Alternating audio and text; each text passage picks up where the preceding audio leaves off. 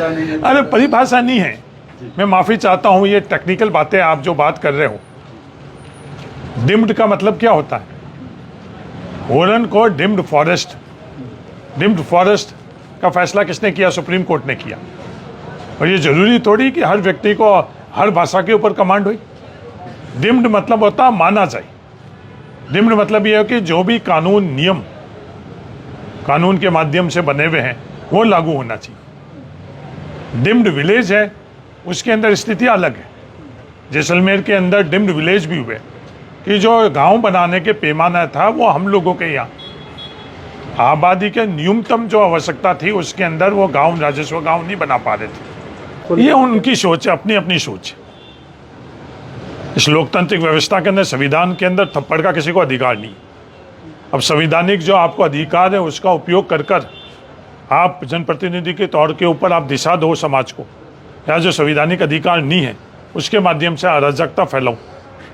ये अलग अलग व्यक्ति का अपना अपना सोच है। थप्पड़ का कहीं भी स्थान नहीं। अगर कोई गलत कर रहा है तो प्रावधान है। कई अधिकारी को नौकरी से भी बर्खास्ती हुई है इस देश के अंदर।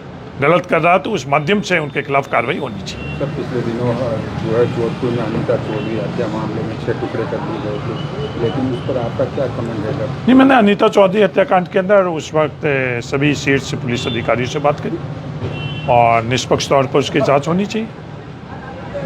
जांच होकर जो भी दोषी उसके खिलाफ कार्रवाई होनी चाहिए।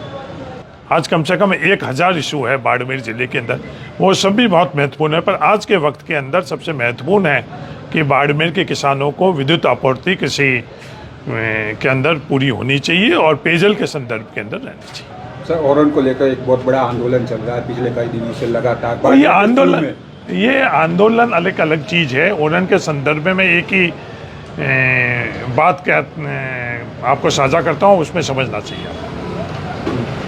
पिछले 5 वर्षों के अंदर 30,000 बीघा राजस्व रिकॉर्ड के अंदर जैसलमेर में ओरन में दर्ज की गई। उस 5 सालों के अंदर ओरन को मीडिया के अंदर चर्चा नहीं हुई, ओरन के संदर्भ के अंदर विवाद नहीं हुआ, ओरन के संदर्भ में आंदोलन नहीं हुआ। तो पिछले 1 वर्ष से सिर्फ हम लोग आपस में चर्चा में, विवाद में और आंदोलन के अंदर ओरन को लेकर आ रहे।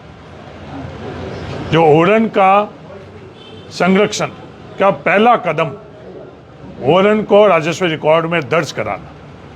हम लोगों की सरकार थी, मैं राजस्व मंत्री था, तो 30,000 बीघा, उससे पहले ओरन दर्ज राजस्व रिकॉर्ड के अंदर कितनी हुई वो रिकॉर्ड आप लोग देख लो। 5 सालों के अंदर ओरन कितनी दर्ज हुई। सामूहिक तौर के ऊपर हम सब लोगों को प्रयास ये करना चाहिए, ओरन पर हम लोग विवाद नहीं करें।